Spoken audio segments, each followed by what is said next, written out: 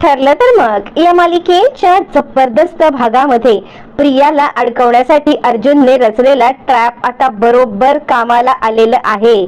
खुनाच्या रात्री प्रिया खोटं बोलत होती याचे पुरावे सापडल्यानंतर आता प्रियाला कोर्टामध्ये बरोबर अडकवत अर्जुनने तिच्या तोंडून जे सत्य वदवून घेतलंय ते सत्य एकदम जबरदस्त आहे। या सगळ्यामध्ये आता खुनाच्या रात्रीचं जे स्टेटमेंट प्रियाने दिलंय की मी इथे लपले होते, मी तिथे लपले होते, किंवा मी या सगळ्यामध्ये आता मधुभाऊंना गोळी घेऊन मारताना बघितलं, हे अर्जुनला समजलंय की हे खोटं आहे। आणि प्रियाचं रेकॉर्डेड स्टेटमेंट जे आहे ते कोर्टात सादर करत एक एक गोष्टी रेकॉर्डेड स्टेटमेंट नुसार कशा खोट्या आहेत हे अर्जुनने कसं सिद्ध केलंय, जबरदस्त डावपेच खेळत दामिनी देशमुख हिला पण चितपट कसं केलंय सगळं अर्जुन मधुभाऊंना वचन देतो, मधुभाऊ काहीही झालं, अगदी काहीही झालं तरी सुद्धा या तुमच्या अपमानाचा मी बदला घेणार आहे, हे मी तुम्हाला वचन देतो। आज प्रियाने तुमच्या बाबतीत जे काही केलंय ते सगळं व्याजासकट तिला परत देईन, हे माझं तुम्हाला वचन आहे। आता तरी मधुभाऊ तुम्ही या सगळ्यामध्ये हे घर सोडून जाणार नाही ना प्लीज, असं म्हणत अर्जुनने आपल्या सासऱ्यांना, आपल्या वडिलांसारख्या सासऱ्यांना पूर्णपणे सपोर्ट केलेला असतो। मग त्यामुळे मधुभाऊ थांबतात।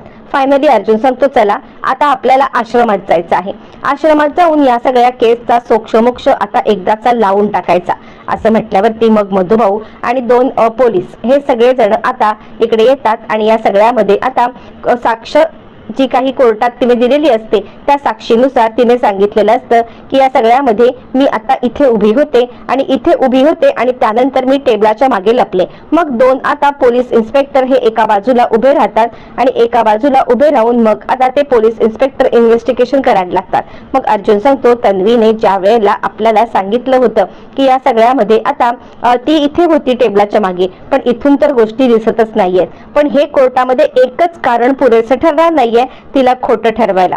कोर्टामध्ये या सगळ्यामध्ये आता आपल्याला खूप मोठ्या अजून गोष्टी करायला लागतील जेणेकरून ती तिच्या जाळ्यातच अचूक अडकेल, आणि त्यासाठी अर्जुन आता इन्स्पेक्टरकडून ते रेकॉर्डेड स्टेटमेंट मागून घेतो, जे रेकॉर्डेड स्टेटमेंट आता या सगळ्यामध्ये प्रियाला अडकवण्यासाठी कारणीभूत ठरणार असतं।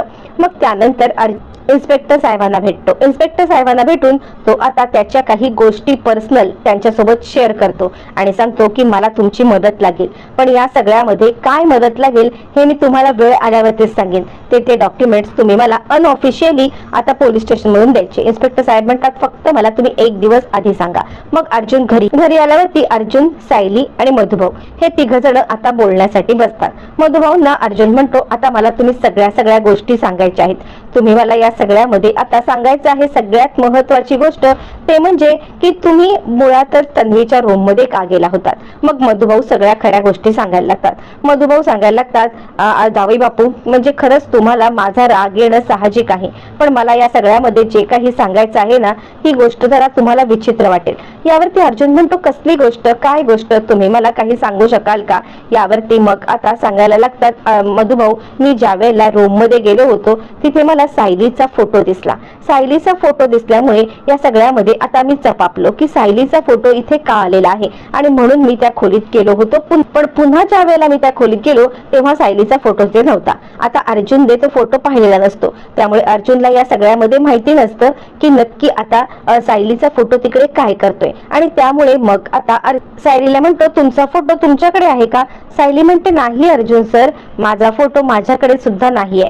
यावरती अर्जुन म्हणतो मग नक्की आता काय हे सत्य आहे किंवा ह्या सगळ्यामध्ये मधुभाऊ काय म्हणतायत। मधुभाऊ म्हणतात नाही सायलीला तिच्या जुन्या आठवणी काढू नका, तिला खूप त्रास होतो, त्या रात्री ज्या वेळेला ती आली होती ना त्यावेळेला तिच्यासोबत ज्या काही घटना घडल्या ना त्या तिला खूप त्रासदायक ठरतात, असं म्हटल्यावरती मग अर्जुन म्हणतो ठीक आहे, या सगळ्या गोष्टी तर आपल्याला समजलेल्या आहेत, पण या सगळ्यामध्ये ज्या गोष्टी समजल्या नाहीत त्या गोष्टी आता आपण मुळात समजून घ्यायच्या आहेत। म्हणजे मुळातच या सगळ्यामध्ये आता आपण एक गोष्ट करायची आहे। मी ना इन्स्पेक्टर साहेबांना आश्रमातून सगळे रेकॉर्ड मागवतो आणि त्यानंतर मधुभाऊ तुम्ही या सगळ्यामध्ये आता मला सायलीचा फोटो दाखवा आणि मग ती का लपवते यामागचं सत्य सुद्धा आपण शोधूया, असं म्हटल्यावर ते मधुभाऊ म्हणतात ठीक आहे। मग आता अर्जुन इन्स्पेक्टर साहेबांना फोन करून कळवतो की मला आश्रमाचे रेकॉर्ड रजिस्टर्ड पाहिजे। मग आता आश्रमाचं रेकॉर्डेड रजिस्टर अर्जुनच्या हातात येतं आणि त्यानंतर जो धमाका घडतो तो फक्त आणि फक्त कोर्टातच तमाशा पाहायला मिळतो। इकडे डायरेक्ट आता अर्जुनला सत्य समजलं। अर्जुन घरी येतो। घरी आल्यावरती तो आता सायलीला सांगायला लागतो, अहो हे काहीतरी गडबड आहे रेकॉर्ड मध्ये। त्यावरती सायली म्हणते, कसली गडबड? अर्जुन सांगायला लागतो, मधुभाऊ अहो जो फोटो सायलीचा म्हणून तुम्ही ठेवलेला आहेत ना, तो फोटो खरं तर तन्वीचा आहे। यावरती आता इकडे मधुभाऊ म्हणतात, नाही हाच तर फोटो आहे, हा बघा, बघू, दाखवा बरं। असं म्हटल्यावरती अर्जुन तो फोटो दाखवतो। त्यावेळेला मधुभाऊ सांगायला लागतात, हाच तो फोटो आहे ज्या फोटोवरून आपल्याला म्हणजे ही सायलीच आहे हे माहितीये मला, आश्रमातल्या फोटोच्या मागे सगळं लिहिलेलं आहे। आता अर्जुनला धक्का बसतो। अर्जुन म्हणतो, ही गोष्ट कोर्टामध्ये सिद्ध करण्यासाठी पुरेसं आहे की तन्वी ही खोटारडी आहे आणि सायलीचा फोटो घेऊन ती आता आपल्या घरात आली होती। यावरती अर्जुन म्हणतो, पण मधुभाऊ मला अजून एक गोष्ट कळत नाहीये की या सगळ्यामध्ये सायली कशी काय तन्वी असू शकते? यावरती मधुभाऊ म्हणतात, ते काही मला माहित नाही, पण हा फोटो प्रियाचा नाहीये। अर्जुन म्हणतो, या सगळ्यावरती आपल्याला इन्व्हेस्टिगेशन करायला पाहिजे आणि ते इन्व्हेस्टिगेशन करण्यासाठी आपल्याला मुळातच आता एकच दिवस आहे, कारण उद्याच्या डेटची दामिनी देशमुख यांनी आता तारीख घेतलेली आहे आणि त्यामुळे उद्याच्या डेटची जी काही तारीख आहे ना, त्या तारखेला आपल्याला या कोर्टामध्ये सगळ्या गोष्टी हजर करून सांगितल्या पाहिजेत आणि त्याशिवाय दुसरा पर्याय नाही। मग अर्जुन कोर्टाच्या तारखेला हजर। मुळातच कोर्टात त्याने प्रियाला उपस्थित राहण्यासाठी आता नोटीस पाठवलेली असते। प्रियाला ज्या वेळेला उपस्थित राहायला नोटीस पाठवलेली असते तेव्हा प्रिया रविराजांकडे येते आणि आता मला का बोलवलं असेल, माझ्यावरती काय आहे अर्जुनचं? यावरती रविराज म्हणतात, तू साक्षीदार आहेस, बघूया आता काय बोलतोय ते। यावरती प्रिया विचार करत असते, करू दे, याला काय करायचं ते करू दे, काहीही झालं तरी सुद्धा या सगळ्यामध्ये आता मी काही यांना आता अजिबात भीक घालणार नाहीये। काहीही झालं तरी सुद्धा बाबा माझ्या पाठीशी आहेत। मग तोपर्यंत आता कोर्टाची तारीख येते। त्यावरती महिपत सायलीला सांगत असतो, तुझे 3:13 वाजणार म्हणून समज। तो दामिनीला आता रविराज भेटतात। रविराज म्हणतात, माझ्या मुलीला या कोर्टामध्ये बोलवण्यात आले, त्याचं काय कारण असू शकेल ही गोष्ट मला समजेल का? यावरती मग आता सांगायला लागते, दामिनी हे बघा, तिची साक्ष काढणं महत्वाचं आहे आणि त्यासाठी तिला इकडे बोलवलेलं आहे, पण म्हणून तुम्ही घाबरून जाऊ नका। काहीही झालं तरी तो अर्जुन सुभेदार या सगळ्यामध्ये कोणतीही गोष्ट आता हे करू शकत नाहीये। असं म्हटल्यावरती मग आता इकडे सांगायला लागतात, रविराज तसं काही घाबरण्याचं कारण नाहीये, कारण माझ्या मुलीने काही चुकीचं केलेलं नाहीये, पण या सगळ्यामध्ये तिची इन्व्हेस्टिगेशन होणार आहे म्हणून ती जरा घाबरले। दामिनी म्हणते, काळजीच करू नका, मी जोपर्यंत तिकडे आहे तोपर्यंत टेन्शन नाही। कोर्टात केस सुरू होते। त्यावरती दामिनी म्हणतात, आज अर्जुन वकिलांनी आज तर जवळजवळ सगळा इकडे शाळाच भरवलेली आहे। अर्जुन म्हणतो, शाळा भरवले की नाही हे मला माहित नाहीये, पण दामिनी देशमुख मी तुम्हाला एक गोष्ट सांगू इच्छितो की तुमच्या क्लायंटला तुम्ही सोडवलेत। आतापर्यंत तुमच्या क्लायंटला सोडवण्याची तुमची प्रोसेस पूर्ण झालेली आहे। मग जर का तुमच्या क्लायंटची प्रोसेस आता पूर्ण झाली असेल तर खुनाच्या केसवरती बोलायचं आहे की तुम्हाला अजून या सगळ्यामध्ये काही गोष्टी सांगायच्या आहेत हे तुम्ही मला सांगा। असं म्हटल्यावरती दामिनी म्हणते, नाही, मी काही ते खेळ खेळायला आले का? काहीही झालं तरी आता खुनाच्याच गोष्टी बोलायच्या आहेत आणि त्यामुळे या खुनाच्या गोष्टी बोलण्यासाठीच तर आपण इकडे आलोय आणि म्हणूनच आता केस सुरू करावी आणि आजची केस ही खुना संदर्भातच असणार आहे। मग आता अर्जुन सांगायला लागतो, ठीक आहे, सगळ्यात पहिला मला साक्षीदार म्हणजे आता बोलवायचं आहे तन्वी किल्लेदार। मग अर्जुन सांगायला लागतो, तन्वी किल्लेदार यांना कोर्टामध्ये बोलवण्याच्या आधी मला हे डॉक्युमेंट सादर करायचे आहेत जे आश्रमाच्या रजिस्टर्ड मधून आम्हाला मिळालेले आहेत। आश्रमाचं रजिस्टर्ड म्हटल्यावरती मग मात्र आता पूर्णपणे हादरलेली प्रिया या सगळ्यामध्ये विचार करते, अरे बापरे, आश्रमाचं रजिस्टर्ड म्हणजे आता हा काय नवीन प्रकार आणलेला आहे? यावरती प्रिया म्हणते, माझा आणि आश्रमाचा संबंध आता काही नाहीये। यावरती अर्जुन म्हणतो, हो ना, तुमचा संबंध नाहीये, पण 3 गोष्टी मला कोर्टासमोर क्लिअर करायच्या आहेत।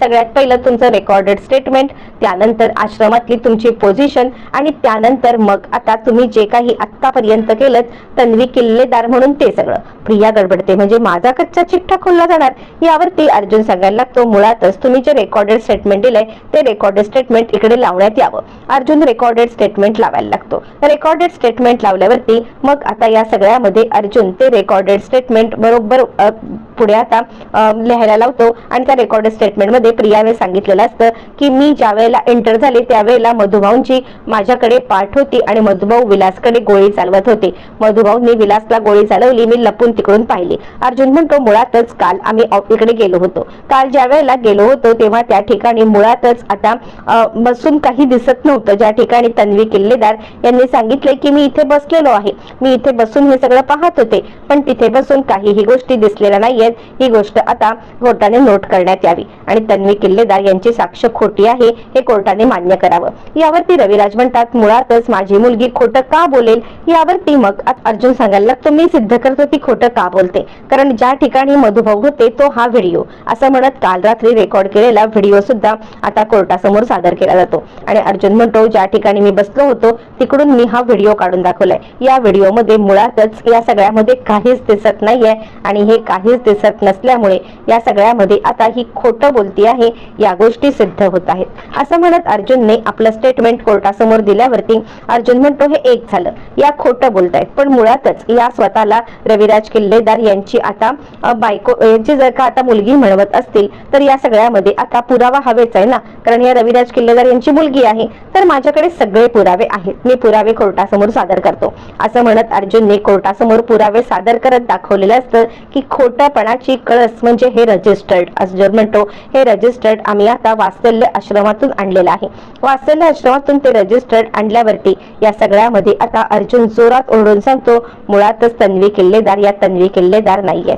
प्रिया चांगलीच गडबडते आणि ती म्हणते काय बोलतोय तुम्ही बाबा, बाबा बघा ना. यावरती मग आता इकडे प्रिया सायलीला कळत नाही की नक्की अर्जुन सरांना आता काय सिद्ध करायचं. दामिनी ऑब्जेक्शन घेते. दामिनी सांगते मिलॉर्ड ही केस खुनाची आहे, मुळातच तन्वी किल्लेदार खरी आहे खोटी आहे ही ती केसच नाहीये. जर का ही ती केस नाहीये तर या सगळ्यामध्ये अर्जुन सुभेदार माझ्या अशिराला अडकवण्याचा जो काही वायफळ प्रयत्न करत आहेत हा वायफळ प्रयत्न मुळातच या सगळ्या.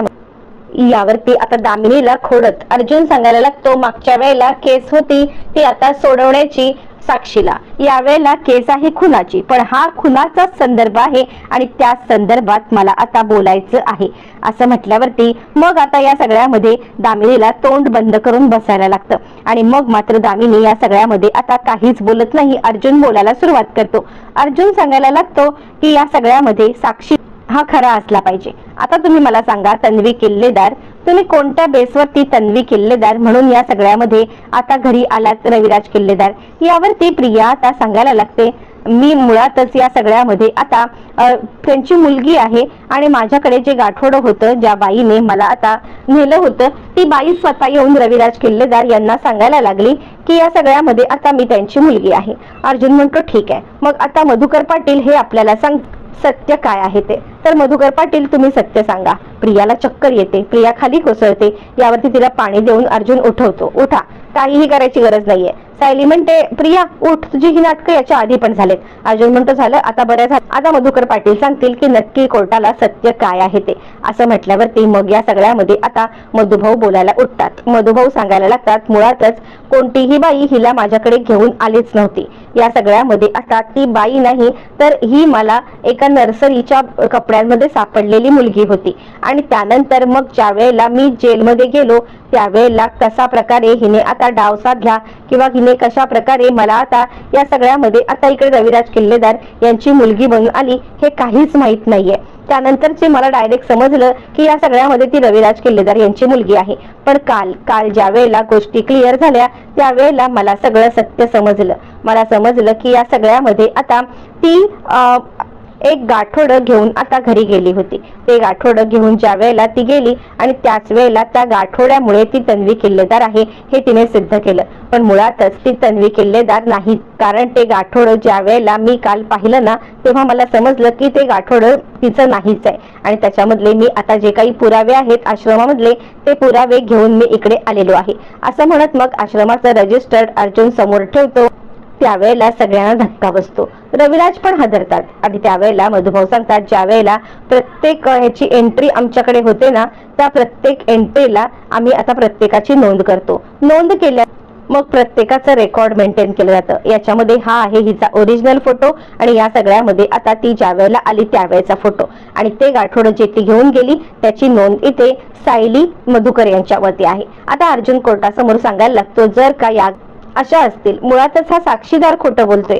आता ती तन्वी किल्लेदार आहे नाही ही गोष्ट जरी गौण असली तरी ते गाठोडं चोरलंय हे मधुभाऊ स्वतः सांगतायत. ती तन्वी किल्लेदार आहे की नाही हे सिद्ध करायचं असेल तर तिच्या वडिलांनी ते सिद्ध मुळातच करावं. पण त्यासाठी तो माझा विषयच नाहीये. माझा विषय इतकाच आहे की तन्वी किल्लेदार या खोटं बोलतायत. मग जर या खोटं बोलत असतील तर एका खोट्या माणसाची साक्ष कशी काय घ्यायची?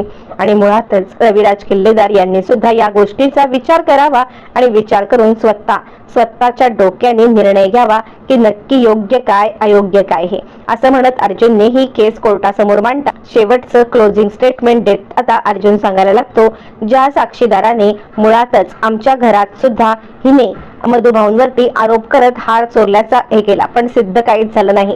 हार चोरला त्यानंतर खून केला हे सगळे आरोप कोण करतंय किंवा या सगळ्याचा साक्षीदार कोण आहे? जी एक खोटारडी मुलगी आहे. आणि मग त्या खोटारड्या मुलीचा आपण किती विचार करायचा ही सुद्धा गोष्ट आता कोर्टाने लक्षात घ्यावी. आणि माझं स्टेटमेंट हे शेवटचं स्टेटमेंट. आता दामिनी बोलण्याची संधी दिली जाते. ज्या वेळेला दामिनीला बोलण्याची संधी दिली जाते त्यावेळेला दामिनी या सगळ्यामध्ये आता सांगायला लागते मुळातच ही केस मी आत्ता घेतली. हा केसचा पैलू मला माहित नाहीये. मी पहिला साक्षीला सोडवणं आणि त्यानंतर केस लढवणं खुनाची इतकंच जर मला माहिती आहे तर या सगळ्यामध्ये याचा स्टडी करण्यासाठी मला वेळ पाहिजे. दामिनी वेळ मागून घेते. कोर्टाकडून वेळ मिळतो आणि प्रिया नालायकीला वेळ मिळतो या सगळ्यामधून वाचण्यासाठी. आता दामिनीने वेळ मागून घेताच प्रिया खोटारडे सगळे पुरावे सादर करत या सगळ्यामध्ये आता स्वतःला पुन्हा एकदा सिद्ध करणार का हे येणाऱ्या भागातच